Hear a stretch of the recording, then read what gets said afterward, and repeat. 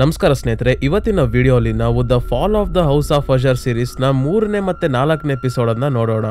ಇದಕ್ಕಿಂತ ಮುಂಚೆ ಮೊದಲನೇ 2 ಎಪಿಸೋಡ್ ನ ನೋಡಿಲ್ಲ ಅಂದ್ರೆ ಡಿಸ್ಕ್ರಿಪ್ಷನ್ ಅಲ್ಲಿ ಲಿಂಕ್ ಇದೆ. ಮೊದಲು ಆ ವಿಡಿಯೋನ ನೋಡಿ ಆದ್ಮೇಲೆ ಈ ವಿಡಿಯೋನ ನೋಡಿ. ಹಿಂದಿನ 2 ಎಪಿಸೋಡ್ ಅಲ್ಲಿ ನಾವು ನೋಡಿದ್ವಿ ರಾಡ್ರಿಕ್ ಲಾಯರ್ ಅಗಸ್ಟ್ ನ ಕರೆದು ತನ್ನ 6 ಜನ ಮಕ್ಕಳು ಹೇಗೆ ಸಾವನ್ನಪ್ಪಿದ್ರು, ತನ್ನ ಮತ್ತೆ ಮ್ಯಾಡಲಿನ್ ನ ಲೈಫ್ ಹಿಂದೆ ಹೇಗಿತ್ತು, ಮತ್ತೆ ವರ್ನಾ ಅನ್ನೋ ಮಹಿಳೆ ಯಾರು ಏನು ಅಂತ ರಾಡ್ರಿಕ್ ಅಗಸ್ಟ್ ಗೆ ಹೇಳ್ತಿದ್ದಾನೆ. 2ನೇ ಎಪಿಸೋಡ್ ಅಲ್ಲಿ ರಾಡ್ರಿಕ್ ನ ಕೊನೆ ಮಗ ಪ್ರಾಸ್ಪೆರೋನ ಸಾವು ಎಷ್ಟು ಭಯಾನಕವಾಗಿತ್ತು ಅಂತ ತೋರಿಸಿದರೆ ಮುಂದೆ ಏನಾಗುತ್ತೆ ಅಂತ ಈಗ ನೋಡೋಣ. ಸೊ ಈ ಸ್ಟೋರಿಯನ್ನ ನೋಡೋಕ್ಕಿಂತ ಮುಂಚೆ ಸ್ನೇಹಿತರೆ, ಇನ್ನು ನೀವು ಈ ಚಾನಲ್ಗೆ ಸಬ್ಸ್ಕ್ರೈಬ್ ಆಗಿಲ್ಲ ಅಂದ್ರೆ ದಯವಿಟ್ಟು ಸಬ್ಸ್ಕ್ರೈಬ್ ಆಗಿ ಮತ್ತೆ ಪಕ್ಕದಲ್ಲೇ ಇರೋ ನೋಟಿಫಿಕೇಶನ್ ಬೆಲ್ ಐಕನ್ನ ಆನ್ ಮಾಡಿ. 3ನೇ ಎಪಿಸೋಡ್ ನ ಸ್ಟಾರ್ಟಿಂಗ್ ಅಲ್ಲಿ ರಾಡ್ರಿಕ್ ನ ಲಾಯರ್ ಆರ್ಥರ್ ಪಾರ್ಟಿ ನಡೆದಿದ್ದ ಬಿಲ್ಡಿಂಗ್ ಗೆ ಬರ್ತಿದ್ದಾನೆ. ಇಲ್ಲಿರೋ ಪೊಲೀಸ್ ಅವ್ರಿಗೆಲ್ಲ ಆಶ್ಚರ್ಯ, ಹೇಗೆ ಆರ್ಥರ್ ಒಳಗೆ ಬರೋ ಪರ್ಮಿಷನ್ ತಗೊಂಡ್ ಬಂದ ಅಂತ. ಆರ್ಥರ್ ಬಂದು ಪ್ರಾಸ್ಪೆರೋನ ಡೆಡ್ ಬಾಡಿ ಹುಡುಕಿ ಇವನ ಫೋನ್ ಮತ್ತೆ ವರ್ಣ ಹಾಕಿದ್ದ ಮಾಸ್ಕ್ ತಗೊಂಡು ಬರ್ಬೇಕಾದ್ರೆ ಒಬ್ಳು ಮಹಿಳೆ ಸಡನ್ ಆಗಿ ಆರ್ಥರ್ ನ ಕಾಲಿಡ್ಕೊಂತಾಳೆ. ಇವಳು ಬೇರೆ ಯಾರು ಅಲ್ಲ, ಫ್ರೆಡ್ರಿಕ್ ನ ಹೆಂಡತಿ ಮೊರೆಲ್. ಇವಳಿಗೆ ಹೊರಗೆ ಹೋಗುವಂತ ವರ್ಣ ಹೇಳಿದ್ರು ಕೂಡ ಹೋಗಿರಲ್ಲ, ಇಲ್ಲೇ ಇದ್ದು ದೇಹ ಪೂರ್ತಿ ಸುಟ್ಟೋಗಿದ್ರು ಇನ್ನೂ ಬದುಕಿದ್ದಾಳೆ. ತಕ್ಷಣ ಆರ್ಥರ್ ಹೊರಗೆ ಬಂದು ಒಳಗೆ ಒಬ್ಳು ಮಹಿಳೆ ಇನ್ನೂ ಬದುಕಿದ್ದಾಳೆ ಅಂತ ಹೇಳಿದಾಗ ಪೊಲೀಸ್ ಅವರು ಅವಳನ್ನ ಹಾಸ್ಪಿಟಲ್ಗೆ ಕರ್ಕೊಂಡು ಹೋಗ್ತಾರೆ. ಆರ್ಥರ್ ಮ್ಯಾಡಲಿನ್ ಮತ್ತೆ ರಾಡ್ರಿಕ್ ಹತ್ರ ಬಂದು ಹೇಳ್ತಾನೆ, ಟೋಟಲ್ 78 ಜನ ಸಾವನ್ನಪ್ಪಿದ್ದಾರೆ, ಆದ್ರೆ ಇದು ನಮ್ಮ ಫ್ಯಾಮಿಲಿ ಮೇಲೆ ಬರಬಾರ್ದು ಅಂತ ಗೆಸ್ಟ್ ಲಿಸ್ಟ್ ಅಲ್ಲಿ ಇರೋ ಬೇರೆ ಯಾರಾದ್ರೂ ಪಾರ್ಟಿ ಆರ್ಗನೈಸ್ ಮಾಡಿದ್ದು, ಆ ಪಾರ್ಟಿಗೆ ಪ್ರಾಸ್ಪೆರೋ ಹೋಗಿದ್ದ ಅಷ್ಟೇ ಅಂತ ಮೀಡಿಯಾ ಮುಂದೆ ಹೇಳೋಣ. ಇದಷ್ಟೇ ಅಲ್ಲ, ಆಶ್ಚರ್ಯ ಏನಂದ್ರೆ ಅಲ್ಲಿದ್ದ ಸ್ಟಾಫ್ ಈ ಘಟನೆ ನಡೆಯೋಕ್ಕೂ ಮುಂಚೆ ಒಟ್ಟಿಗೆ ಅಲ್ಲಿಂದ ಹೊರಗೆ ಹೋಗಿದ್ರು. ಮೋಸ್ಟ್ಲಿ ಅವರೇ ಏನೋ ಮಾಡಿರ್ಬೋದು, ನಾವು CCTV ರೆಕಾರ್ಡಿಂಗ್ಸ್ ನ ಚೆಕ್ ಮಾಡ್ತಿದೀವಿ ಅಂತ ಹೇಳ್ತಾನೆ ಆರ್ಥರ್. ಪ್ರಾಸ್ಪೆರೋನ ಸಾವಿಂದ ಯಾರಿಗೂ ಏನ್ ಜಾಸ್ತಿ ಬೇಜಾರಾಗಿಲ್ಲ, ನೆಪೋಲಿಯನ್ ಒಬ್ಬ ಸ್ವಲ್ಪ ಬೇಜಾರ್ ಮಾಡ್ಕೊಂಡಿದ್ದಾನೆ. ಕೆಮಿಲ್ ಅಂತೂ ಪ್ರಾಸ್ಪೆರೋನ ಸಾವನ್ನ ಪಬ್ಲಿಕ್ ಸಿಂಪತಿ ಪಡ್ಕೊಳ್ಳೋಕೋಸ್ಕರ ಯೂಸ್ ಮಾಡ್ಕೊಳ್ಳೋಕೆ ರೆಡಿ ಆಗಿದ್ದಾಳೆ. ಅದರ ಜೊತೆಗೆ ಆ ಇನ್ಫಾರ್ಮೆಂಟ್ ಯಾರು ಅಂತ ಕೂಡ ಹುಡ್ಕೋದಕ್ಕೆ ಪ್ರಯತ್ನ ಪಡ್ತಾ ಇದ್ದಾಳೆ. ಇವಳಿಗೆ ಮೊದ್ಲಿಂದಾನು ವಿಕ್ಟರಿನ್ ಮೇಲೆ ಡೌಟ್, ಅದಕ್ಕೆ ತನ್ನ 2 ಅಸಿಸ್ಟೆಂಟ್ಗೆ ವಿಕ್ಟೋರಿನ್ ಮೇಲೆ ಕಣ್ಣಿಡೋದಕ್ಕೆ ಹೇಳಿರ್ತಾಳೆ. ಇವರಿಬ್ರು ಕೆಲವೊಂದು ಇನ್ಫಾರ್ಮೇಶನ್ ಕಲೆಕ್ಟ್ ಮಾಡ್ಕೊಂಡು ಬಂದು ವಿಕ್ಟೋರಿನ್ ಚಿಂಪಾಂಜಿಗಳ ಮೇಲೆ ಎಕ್ಸ್ಪೆರಿಮೆಂಟ್ ಮಾಡಿ ಅವು ಸಾವನ್ನಪ್ಪಿದ್ರು ಕೂಡ ಚಿಂಪಾಂಜಿ ಬದುಕಿದವೆ ಅಂತ ಸುಳ್ಳು ಹೇಳ್ಕೊಂಡು ಓಡಾಡ್ತಾ ಇದ್ದಾಳೆ. ಯಾರಿಗೂ ಕಾಣ್ದಂಗೆ ಅವುಗಳ ಬಾಡಿಯನ್ನ ಕಟ್ ಮಾಡಿ ಹೊರಗೆ ತಗೊಂಡು ಹೋಗಿ ಡಂಪ್ ಮಾಡಿ ಬರ್ತಾಳೆ ಅಂತ ಹೇಳ್ತಾರೆ. ನೆಕ್ಸ್ಟಿನಲ್ಲಿ ವಿಕ್ಟರಿನ್ ತನ್ನ ಗರ್ಲ್ ಫ್ರೆಂಡ್ ಅಲೆಕ್ಸಾಂಡ್ರಾನ ಮೀಟ್ ಮಾಡೋಕೆ ಬಂದಾಗ ಇವಳೊಬ್ಳು ಹಾರ್ಟ್ ಪ್ರಾಬ್ಲಮ್ ಇರೋ ಪೇಷಂಟ್ ನ ಮೀಟ್ ಮಾಡ್ತಾಳೆ. ಇವಳ ಹಣೆ ಬರ ಕೂಡ ಸರಿ ಇಲ್ಲ ಅಂತ ಅನ್ಸುತ್ತೆ, ಯಾಕಂದ್ರೆ ಆ ಪೇಷಂಟ್ ಬೇರೆ ಯಾರು ಅಲ್ಲ, ವರ್ಣ. ಇವಳ ಫೈಲ್ ಇಸ್ಕೊಂಡು ನೋಡಿ ಇವಳಿಗೆ ಹಾರ್ಟ್ ಪ್ರಾಬ್ಲಮ್ ಇದೆ ಅಂತ ಗೊತ್ತಾಗಿ ಫುಲ್ ಖುಷಿ ಆಗೋಗ್ತಾಳೆ. ಏನಾದ್ರೂ ಮಾಡಿ ಇವಳನ್ನ ತಮ್ಮ ಎಕ್ಸ್ಪೆರಿಮೆಂಟ್ ಗೆ ಬಳಸ್ಕೋಬೇಕು ಅಂತ. ಇನ್ನೊಂದ್ ಕಡೆ ಕೆಮಿಲ್ ನೆಪೋಲಿಯನ್ ಹತ್ರ ಬಂದು ನಾಳೆ ಮೀಡಿಯಾ ಅವರ ಮುಂದೆ ಜನರ ಸಿಂಪತಿ ಪಡ್ಕೊಳ್ಳೋಕೋಸ್ಕರ ಏನೇನ್ ಹೇಳ್ಬೇಕು ಅಂತ ಹೇಳ್ಕೊಟ್ಟು ಹೋಗ್ತಾಳೆ. ಆದ್ರೆ ನೆಪೋಲಿಯನ್ ಪೂರ್ತಿ ಡ್ರಗ್ಸ್ ಅಲ್ಲೇ ಮುಳುಗೋಗಿದ್ದಾನೆ. ಈಗ ಸ್ಟೋರಿ ಪ್ರೆಸೆಂಟ್ ಗೆ ಬರುತ್ತೆ. ರಾಡ್ರಿಕ್ ಗೆ ಪದೇ ಪದೇ ಕೆಮಿಲ್ ನ ಆತ್ಮ ಕಾಣಿಸ್ಕೊಂತಾ ಇದೆ. ಇದರಿಂದ ರಾಡ್ರಿಕ್ ವಿಚಿತ್ರವಾಗಿ ಆಡ್ತಿರೋದನ್ನ ನೋಡಿ ಅಗಸ್ಟ್ಗೂ ಕೂಡ ರಾಡ್ರಿಕ್ ಏನ್ ಹಿಂಗ್ ಆಡ್ತಿದ್ದಾನಲ್ಲ ಅಂತ ಭಯ ಆಗ್ತಿದೆ. ರಾಡ್ರಿಕ್ ಸ್ವಲ್ಪ ಸಮಾಧಾನ ಮಾಡ್ಕೊಂಡ್ ಬಂದು ಹೇಳ್ತಾನೆ, ಪ್ರಾಸ್ಪೆರೋ ನಮ್ ಕಂಪನಿ ಬಗ್ಗೆ ಸ್ವಲ್ಪ ತಲೆ ಕೆಡಿಸ್ಕೊಂಡಿದ್ರೆ ಆ ಲ್ಯಾಬ್ ನ ವಾಟರ್ ಟ್ಯಾಂಕ್ ಅಲ್ಲಿ ನಾವು ಕೆಮಿಕಲ್ ತುಂಬಿದ್ವಿ, ಗೌರ್ಮೆಂಟ್ ಇಂದ ಮುಚ್ಚಿಡೋಕೆ ಅಂತ ಗೊತ್ತಾಗಿ ಆ ಘಟನೆ ನಡೀತಾ ಇರ್ಲಿಲ್ಲ ಅಂತ ಹೇಳ್ತಾನೆ. ಸೊ ಈಗ ಸ್ಟೋರಿ ಮತ್ತೆ ಹಿಂದೆ ಅಂದ್ರೆ 1979ಕ್ಕೆ ಬರುತ್ತೆ. ಇಲ್ಲೇನಾಗಿದೆ ಅಂದ್ರೆ ಫಾರ್ಚುನಾಟೋ ಫಾರ್ಮಾಸ್ಯೂಟಿಕಲ್ಸ್ ನ CEO ರೂಫಸ್ ಹತ್ರ ರಾಡ್ರಿಕ್ ಲಿಗೋಡಾನ್ ಮಾತ್ರೆ ಬಗ್ಗೆ ಹೇಳೋಕೆ ಬಂದಿದ್ನಲ್ಲ, ಅದೇ ರೂಫಸ್ ಈಗ ಏನ್ ಮಾಡಿದ್ದಾನೆ ಅಂದ್ರೆ ರಾಡ್ರಿಕ್ ಒಬ್ಬ ಕೆಮಿಸ್ಟ್ ನ ಜೊತೆ ಸೇರ್ಕೊಂಡು ಲಿಗೋಡಾನ್ ಮಾತ್ರೆ ರೆಡಿ ಮಾಡಿದ್ದ. ಆದ್ರೆ ರೂಫಸ್ ರಾಡ್ರಿಕ್ ಹೋಗಿ ಆದ್ಮೇಲೆ ಸ್ವಲ್ಪ ಹೊತ್ತು ಯೋಚನೆ ಮಾಡಿ ಲಿಗೋಡಾನ್ ಮಾತ್ರೆಯಿಂದ ತುಂಬಾನೇ ಪ್ರಾಫಿಟ್ ಆಗುತ್ತೆ ಅಂತ ಅರಿವಾಗ್ತಿದ್ದಂಗೆ ರಾಡ್ರಿಕ್ ಜೊತೆ ವರ್ಕ್ ಮಾಡ್ತಿದ್ದ ಕೆಮಿಸ್ಟ್ ನ ಕಂಪನಿಯನ್ನೇ ಇವನು ಕೊಂಡ್ಕೊಂಡಿರ್ತಾನೆ. ರಾಡ್ರಿಕ್ ಕೋಪದಲ್ಲಿ ಮತ್ತೆ ರೂಫಸ್ ಹತ್ರ ಬಂದು, ಲಿಗೋಡಾನ್ ನ ಐಡಿಯಾ ನಂದಾಗಿತ್ತು, ನಾವಿಬ್ರು ಪಾರ್ಟ್ನರ್ ಆಗಿ ಕೆಲಸ ಮಾಡೋಣ ಅನ್ಕೊಂಡ್ರೆ ನೀನು ಲಿಗೋಡಾನ್ ನ ತಯಾರಿಸಿದ ಕೆಮಿಸ್ಟ್ ನ ಕಂಪನಿಯನ್ನೇ ಕೊಂಡ್ಕೊಂಡಿದ್ಯಾ ಅಂದಾಗ ರೂಫಸ್ ಹೇಳ್ತಾನೆ, ಐಡಿಯಾ ಇದ್ರೆ ಸಾಲದು, ಅದನ್ನ ಪೇಟೆಂಟ್ ಕೂಡ ಮಾಡ್ಕೋಬೇಕು, ನೀನು ಒಬ್ಬ ಸಾಧಾರಣ ವರ್ಕರ್ ಅಷ್ಟೇ. ಈಗ ನಿನ್ನ ಐಡಿಯಾಗೆ ಅಂತ ನಾನು $500 ಚೆಕ್ ನ ಕೊಡ್ತೀನಿ, ಮತ್ತೆ ನಮ್ಮ ಕಂಪನಿಯಲ್ಲಿ ಪ್ರಮೋಷನ್ ಕೂಡ ಕೊಡಿಸ್ತೀನಿ ಅಂತ ತನ್ನ ಪಾರ್ಟ್ನರ್ ಮಾಡ್ಕೊಂಡಲೆ ರಾಡ್ರಿಕ್ ನ ತನ್ನ ಕೈ ಕೆಳಗೆ ಇಡ್ಕೊಂತಾನೆ.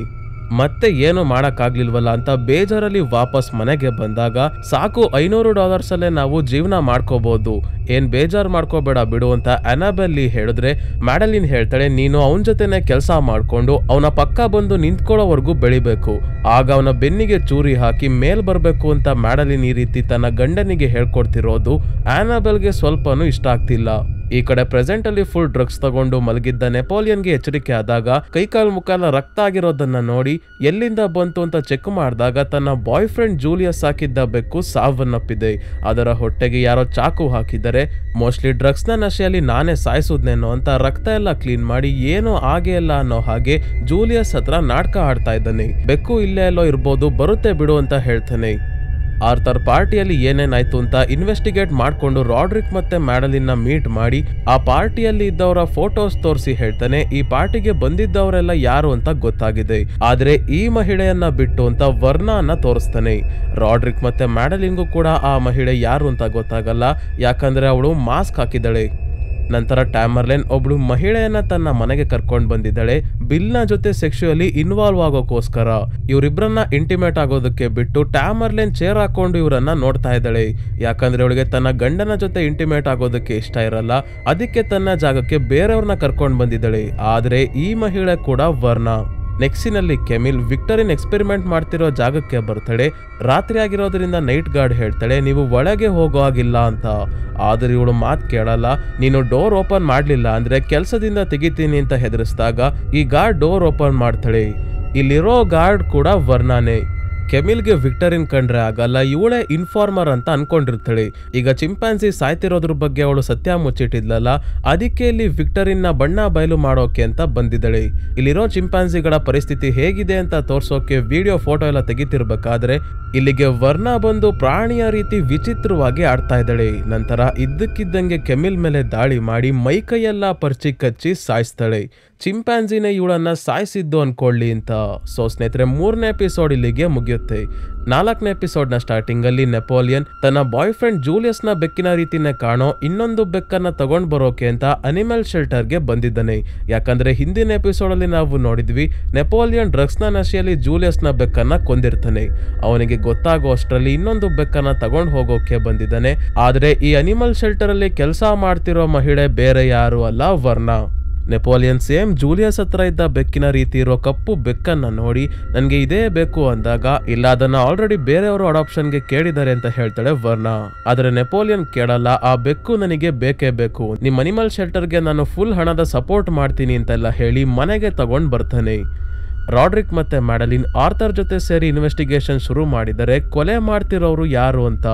ಆರ್ಥರ್ ವಿಕ್ಟರಿನ್ ಎಕ್ಸ್ಪೆರಿಮೆಂಟ್ ಮಾಡ್ತಿದ್ದ ಬಿಲ್ಡಿಂಗ್ ನ CCTV ಫುಟೇಜ್ ನ ತಗೊಂಡ್ ಬಂದು ಕೆಮಿಲ್ ಅಲ್ಲಿಗೆ ಹೋದಾಗ ಸೆಕ್ಯೂರಿಟಿ ಗಾರ್ಡ್ ಯಾರೋ ಮಹಿಳೆ ಇದ್ದಾಳೆ, ಅಲ್ಲಿ ಯಾರು ಲೇಡಿ ಸೆಕ್ಯೂರಿಟಿ ಗಾರ್ಡ್ ಇಲ್ವೇ ಇಲ್ಲ, ಈ ಮಹಿಳೆ ಯಾರು ಅಂತ ಇನ್ನೂ ಗೊತ್ತಾಗ್ಬೇಕು ಅಂತ ಹೇಳ್ತಾನೆ. ನಂತರ ಪ್ರಾಸ್ಪೆರೋ ಸಾವನ್ನಪ್ಪಿದ್ದ ಜಾಗದಲ್ಲಿ ಇದ್ದ ಮಹಿಳೆ ಮತ್ತೆ ಈ CCTV ಫುಟೇಜ್ ಅಲ್ಲಿ ಇರೋ ಸೆಕ್ಯೂರಿಟಿ ಗಾರ್ಡ್ ಇಬ್ರು ಮೋಸ್ಟ್ಲಿ ಒಬ್ರೇ ಇರ್ಬೋದು, ಹೇಳಕ್ ಆಗಲ್ಲ.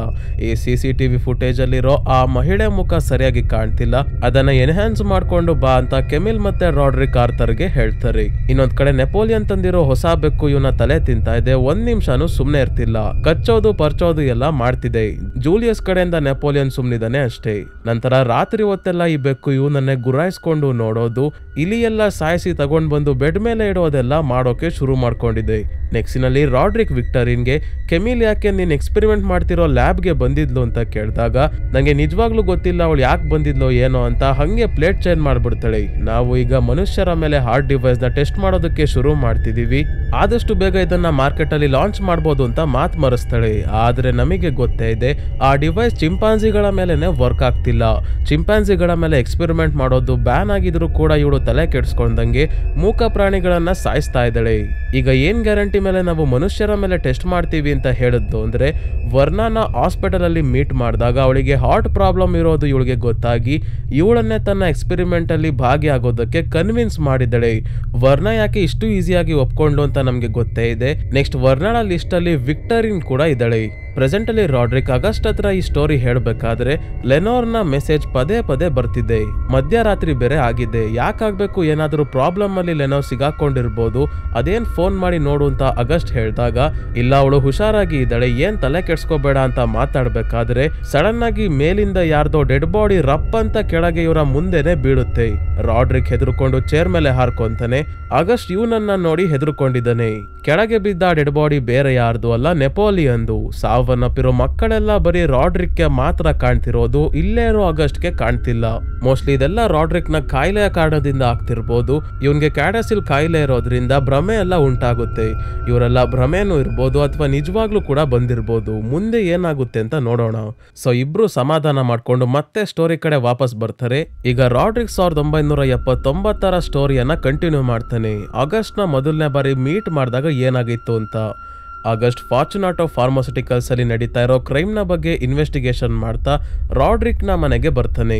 ನಿಮ್ ಕಂಪನಿಯಲ್ಲಿ ಡ್ರಗ್ಸ್ ನ ಟೆಸ್ಟ್ ಮಾಡೋಕೆ ಮನುಷ್ಯರನ್ನ ಉಪಯೋಗಿಸ್ಕೊಂಡು ಅವ್ರಿಗೆ ಸರಿಯಾಗಿ ಈ ಟೆಸ್ಟ್ ಇಂದ ಏನೇನ್ ಸೈಡ್ ಎಫೆಕ್ಟ್ಸ್ ಆಗುತ್ತೆ ಅಂತ ಹೇಳ್ದಲೆ ಜನ ಸಾಯೋ ಹಾಗೆ ಮಾಡ್ತಾ ಇದ್ದಾರೆ. ಇದಕ್ಕೆಲ್ಲ ಕಾರಣ ಫಾರ್ಚುನಾಟೋ ಕಂಪನಿಯವರು ಅಂತ ಪ್ರೂವ್ ಮಾಡೋಕೆ ಹೋದ್ರೆ ಸಾವನ್ನಪ್ಪಿರೋರೆಲ್ಲ ಒಪ್ಪಿಗೆ ಕೊಟ್ಟು ಸೈನ್ ಮಾಡಿ ಈ ಕೆಲಸಕ್ಕೆ ಬಂದಿದ್ರು ಅಂತ ಕನ್ಸೆಂಟ್ ಫಾರ್ಮ್ ನ ತೋರಿಸ್ತಾರೆ. ಅದರಲ್ಲಿ ಇರೋದೆಲ್ಲ ನಕಲಿ ಸಿಗ್ನೇಚರ್. ಇಷ್ಟೇ ಅಲ್ಲ, ಈ ಟೆಸ್ಟ್ ಮಾಡೋಕೆ ನೀನು ಒಪ್ಪಿಗೆ ಕೊಟ್ಟಿರೋ ಹಾಗೆ ನಿನ್ನ ಸಿಗ್ನೇಚರ್ ಕೂಡ ಈ ಡಾಕ್ಯುಮೆಂಟ್ಸ್ ಅಲ್ಲಿ ಇದೆ ಅಂದಾಗ ಅನಬೆಲ್ಲಿ ಡಾಕ್ಯುಮೆಂಟ್ಸ್ ನ ಇಸ್ಕೊಂಡು ನೋಡಿ ಇದು ರಾಡ್ರಿಕ್ ನ ಸೈನ್ ಅಲ್ವೇ ಅಲ್ಲ ಅಂತ ಹೇಳ್ತಾಳೆ. ಆದ್ರೆ ರಾಡ್ರಿಕ್ ಹೇಳಕ್ಕಾಗಲ್ಲ, ನಾನೇ ಸೈನ್ ಮಾಡಿರ್ಬೋದು, ನನ್ಗೆ ಸರಿಯಾಗಿ ನೆನ್ಪಿಲ್ಲ ಅಂತ ಸುಳ್ಳು ಹೇಳ್ತಾನೆ. ಇವನು ಸುಳ್ಳು ಹೇಳ್ತಿರೋದು ಅಂತ ಆಗಸ್ಟ್ಗೆ ಗೊತ್ತಾಗಿ ನನಗೆ ಅರ್ಥ ಆಗುತ್ತೆ ಯಾಕೆ ಏನು ವಿಷಯ ಹೇಳ್ತಿಲ್ಲ ಅಂತ. ನಿನಗೂ ಸಣ್ಣ ಫ್ಯಾಮಿಲಿ ಇದೆ, ಅವರನ್ನ ಕಾಪಾಡ್ಕೋಬೇಕು, ಎಲ್ಲಿ ಎಲ್ಲಾ ವಿಷಯ ಹೇಳಿದ್ರೆ ಕೆಲಸ ಹೋಗುತ್ತೋ ಅಂತ ಯೋಚನೆ ಮಾಡ್ತಿದ್ಯಾ. ಆಯ್ತು ಪರವಾಗಿಲ್ಲ, ನೀನು ಸತ್ಯ ಹೇಳ್ಬೇಕು ಅನ್ಸಿದಾಗ ನನಗೆ ಕಾಲ್ ಮಾಡು ಅಂತ ಹೇಳಿ ತನ್ನ ಕಾರ್ಡ್ ಕೊಟ್ಟು ಹೋಗ್ತಾನೆ ಆಗಸ್ಟ್. ನಂತರ ರಾಡ್ರಿಕ್ ರೂಫಸ್ ಹತ್ರ ಬಂದು ಏನಿದು ನನ್ನ ನಕಲಿ ಸಿಗ್ನೇಚರ್ ಡಾಕ್ಯುಮೆಂಟ್ಸ್ ಮೇಲೆ ಇದೆಯಲ್ಲ ಅಂದಾಗ ಎಲ್ಲಾ ವಿಷಯನೂ ನಿನ್ಗೆ ಎಕ್ಸ್ಪ್ಲೈನ್ ಮಾಡೋಕ್ಕಾಗಲ್ಲ. ಒಂದು ಡ್ರಗ್ನ ಅಂದ್ರೆ ಒಂದು ಮೆಡಿಸಿನ್ ನ ರೆಡಿ ಮಾಡ್ಬೇಕು ಅಂದ್ರೆ ತುಂಬಾನೇ ಕಷ್ಟ. ನಮ್ ಕೆಲ್ಸ ಈಸಿ ಮಾಡ್ಕೊಳಕೋಸ್ಕರ ಈ ತರ ಡಾಕ್ಯುಮೆಂಟ್ಸ್ ಮೇಲೆ ಸೈನ್ ಇದೆ ಅಷ್ಟೇ, ಸಮಸ್ಯೆ ಏನಾಗಲ್ಲ, ನೀನು ನಾನು ಹೇಳ್ದಂಗೆ ಕೇಳ್ಕೊಂಡಿರೋ ಸಾಕು ಅಂತ ಬೈದು ಕಳಿಸ್ತಾನೆ. ಕೆಲಸ ಹೋದ್ರೆ ಏನ್ ಮಾಡೋದು ಅಂತ ಹೆದರ್ಕೊಂಡು ರಾಡ್ರಿಕ್ ಸುಮ್ನೆ ಮನೆಗೆ ಬಂದ್ರೆ ಮ್ಯಾಡಲಿನ್ಗೆ ಸಖತ್ ಕೋಪ ಬಂದಿದೆ. ಆ ಕಂಪನಿ ನಮಗೆ ಸೇರ್ಬೇಕು, ಎಲ್ಲಾ ವಿಷಯ ಆಗಸ್ಟ್ಗೆ ಹೇಳೋದೇ ಒಳ್ಳೇದು, ನಾಳೆನೆ ಅವನಿಗೆ ಫೋನ್ ಮಾಡ್ತೀನಿ ಅಂತ ಹೇಳ್ತಾಳೆ ಮ್ಯಾಡಲಿನ್. ಈಗ ಪ್ರೆಸೆಂಟ್ ಅಲ್ಲಿ ನೆಪೋಲಿಯನ್ ತಂದಿದ್ದ ಹೊಸ ಬೆಕ್ಕು ಇವನ ಹಿಂದೆನೆ ಬಿದ್ದಿದೆ. ಎಲ್ಲೋದ್ರೂ ಬರೀ ಪರ್ಚೋದು ಕಚ್ಚೋದು, ಜೊತೆಗೆ ಇಲಿ ಪಕ್ಷಿಗಳನ್ನೆಲ್ಲ ಸಾಯಿಸಿ ತಗೊಂಡ್ ಬಂದು ಎಲ್ಲಾ ಕಡೆ ಬಚ್ಚಿಡ್ತಾ ಇದೆ. ಸಿಟ್ಟು ಬಂದು ನೆಪೋಲಿಯನ್, ನಿಮ್ ಬೆಕ್ಕಿನ ಕಾಟ ನನ್ನ ಕೈಯಲ್ಲಿ ತಡ್ಕೊಳಕ್ ಆಗ್ತಿಲ್ಲ, ಮೊದ್ಲು ಬಂದು ವಾಪಸ್ ತಗೊಂಡ್ ಹೋಗಿ ಅಂತ ವರ್ನಾಗೆ ಕರೀತಾನೆ. ವರ್ನ ಮನೆಗೆ ಬಂದಾದ್ಮೇಲೆ ಇಬ್ರು ಸೇರ್ಕೊಂಡು ಬೆಕ್ಕನ್ನ ಹುಡುಕ್ಬೇಕಾದ್ರೆ ಮತ್ತೆ ಎಲ್ಲಿಂದನೋ ಅದು ಬಂದು ಇವನ ಮೇಲೆ ದಾಳಿ ಮಾಡಿದಾಗ ಅದರಿಂದ ತಪ್ಪಿಸ್ಕೊಳ್ಳೋಕೆ ಬೆಕ್ಕಿನ ಒಂದು ಕಣ್ಣನ್ನ ಕಿತ್ತಾಕ್ಬಿಡ್ತಾನೆ. ಈಗ ಇಲ್ಲೇ ನಿಂತಿದ್ದ ವರ್ನಾಳ ಕಣ್ಣು ಕೂಡ ಕಿತ್ತೋಗಿ ನೇತಾಡ್ತಾ ಇದೆ. ಅಂದ್ರೆ ಆ ಬೆಕ್ಕು ಬೇರೆ ಯಾರು ಅಲ್ಲ, ವರ್ಣಾನೇ ಬೆಕ್ಕಿನ ರೂಪದಲ್ಲಿ ಬಂದಿರೋದು. ಬೆಕ್ಕು ಗೋಡೆಯ ಒಳಗಿರೋ ಶಬ್ದ ಕೇಳಿಸೋಕೆ ಶುರು ಆದಾಗ ಫುಲ್ ಫ್ರಸ್ಟ್ರೇಟ್ ಆಗಿರೋ ನೆಪೋಲಿಯನ್ ಗೋಡೆ ಎಲ್ಲ ಹೊಡೆದಾಕೋಕೆ ಶುರು ಮಾಡ್ತಾನೆ ಆ ಬೆಕ್ಕನ್ನ ಹುಡ್ಕೋಕೋಸ್ಕರ. ಇನ್ನೊಂದ್ ಕಡೆ ರಾಡ್ರಿಕ್ಗೆ ತನಗೆ ಕ್ಯಾಡಸಿಲ್ ಅನ್ನೋ ಕಾಯಿಲೆ ಇರೋ ವಿಷಯ ಗೊತ್ತಾಗಿ ಮ್ಯಾಡಲಿನ್ಗೆ ಹೇಳ್ತಾನೆ, ನಮ್ಮಮ್ಮಂಗೆ ಇದ್ದ ಕಾಯಿಲೆ ಅಂದ್ರೆ ಕ್ಯಾಡಸಿಲ್ ನನಗೂ ಬಂದಿದೆ. ಈ ಕಾಯಿಲೆಯಿಂದ ಆಗೋ ಸ್ಟ್ರೋಕ್ ಅಥವಾ ಬೇರೆ ಕಾಂಪ್ಲಿಕೇಶನ್ಸ್ ನ ತಡಿಬೇಕು ಅಂದ್ರೆ ನನ್ನ ಹಾರ್ಟ್ಗೆ ವಿಕ್ಟೋರಿಯಾ ಟೆಸ್ಟ್ ಮಾಡ್ತಿರೋ ಆ ಹಾರ್ಟ್ ಮೆಸ್ಟ್ ಬೇಕು ಅಂತ ಹೇಳ್ತಾನೆ. ಅದಕ್ಕೆ ಸ್ನೇಹಿತರೆ ವಿಕ್ಟರಿನ್ ಮಾಡ್ತಿರೋ ಕೆಲ್ಸಕ್ಕೆ ರಾಡ್ರಿಕ್ ಫಂಡ್ ಮಾಡಿ ಆ ಹಾರ್ಟ್ ಮೆಸ್ಟ್ ನ ಬೇಗ ವರ್ಕ್ ಮಾಡೋ ಹಾಗೆ ಮಾಡಿ ಅಂತ ಫೋರ್ಸ್ ಮಾಡ್ತಿರೋದು. ಈ ಕಡೆ ನೆಪೋಲಿಯನ್ ನ ಬಾಯ್ ಫ್ರೆಂಡ್ ಜೂಲಿಯಸ್ ಮನೆಗೆ ಬಂದಾಗ ನೋಡ್ತಾನೆ, ಇಲ್ಲಿ ನೆಪೋಲಿಯನ್ ಶರ್ಟ್ ಎಲ್ಲ ಹರ್ಕೊಂಡು ಹುಚ್ಚನ ರೀತಿ ಮನೆಯ ಗೋಡೆ ಎಲ್ಲ ಸುದ್ಗೆ ತಗೊಂಡ್ ಹೊಡೆದಾಕ್ತಿದ್ದಾನೆ. ಒಂದು ಗೋಡೆಯ ಒಳಗೆ ವರ್ಣ ಸಾವನ್ನಪ್ಪಿ ಇವಳ ಭುಜದ ಮೇಲೆ ಬೆಕ್ಕು ಕೂತಿರೋ ಹಾಗೆ ಕಾಣಿಸುತ್ತೆ. ಇದು ನೆಪೋಲಿಯನ್ಗೆ ಮಾತ್ರ ಕಾಣಿಸ್ತಿರೋದು, ಜೂಲಿಯಸ್ಗೆ ಅಲ್ಲ. ಇಲ್ಲಿಂದ ಸಡನ್ ಆಗಿ ಬೆಕ್ಕು ಮಾಯ ಆಗಿ ಬಾಲ್ಕನಿ ಹತ್ರ ಬಂದು ನಿಂತ್ಕೊಳ್ಳುತ್ತೆ. ಅದಕ್ಕೆ ಸುತ್ಗೆ ತಗೊಂಡು ಹೊಡೆಯೋಕೆ ಹೋಗಿ ಮೇಲಿಂದ ಕೆಳಗೆ ಬಿದ್ದು ನೆಪೋಲಿಯನ್ ಸಾವನ್ನಪ್ತಾನೆ. ಸೊ ಈಗ ಸ್ನೇಹಿತರೆ ಅವನ ಹತ್ರ ರಿಯಲ್ ಜೂಲಿಯಸ್ ನ ಬೆಕ್ಕು ಬರುತ್ತೆ. ಅಂದ್ರೆ ಈ ಬೆಕ್ಕನ್ನ ನೆಪೋಲಿಯನ್ ಸಾಯಿಸೇ ಇರಲ್ಲ, ಅದು ಅವನ ಭ್ರಮೆ ಆಗಿತ್ತು ಅಷ್ಟೇ. ಇಲ್ಲಿ ಇವರ ಹಣೆ ಬರ ಡಿಸೈಡ್ ಮಾಡ್ತಿರೋದೇ ವರ್ಣ. ಸೊ ಸ್ನೇಹಿತರೆ 4ನೇ ಎಪಿಸೋಡ್ ಇಲ್ಲಿಗೆ ಮುಗಿಯುತ್ತೆ. ಮುಂದಿನ ಎಪಿಸೋಡ್ಸ್ ಅಲ್ಲಿ ಉಳಿದಿರೋ ರಾಡ್ರಿಕ್ ನ ಮಕ್ಕಳು ಹೇಗೆ ಸಾವನ್ನಪ್ತಾರೆ ಅಂತ ತೋರಿಸ್ತಾರೆ. ಇದಷ್ಟೇ ಅಲ್ಲ, ರಾಡ್ರಿಕ್ ಮತ್ತೆ ಮ್ಯಾಡಲಿನ್ 1979ರಲ್ಲಿ ಅಂತದ್ದೇನ್ ಮಾಡಿದ್ರು, ಇದ್ದಕ್ಕಿದ್ದಂಗೆ ರಾತ್ರೋರಾತ್ರಿ ಶ್ರೀಮಂತರಾಗೋದಕ್ಕೆ ಹೇಗ್ ಸಾಧ್ಯ ಅಂತ ಎಲ್ಲಾ ವಿಷಯ ನಮ್ಗೆ ಮುಂದಿನ ಎಪಿಸೋಡ್ಸ್ ಅಲ್ಲಿ ಗೊತ್ತಾಗುತ್ತೆ. ಸೊ ಸ್ನೇಹಿತರೆ ಈ ವಿಡಿಯೋ ಇಷ್ಟ ಆಗಿದ್ರೆ ಲೈಕ್ ಮಾಡಿ, ಮತ್ತೆ ಈ ಚಾನಲ್ಗೆ ಸಬ್ಸ್ಕ್ರೈಬ್ ಆಗೋದನ್ನ ಮರಿಬೇಡಿ. ಇದೇ ರೀತಿಯ ವಿಡಿಯೋವಿನೊಂದಿಗೆ ಮತ್ತೆ ನಿಮ್ಮನ್ನ ಭೇಟಿ ಆಗ್ತೀನಿ. ಧನ್ಯವಾದಗಳು.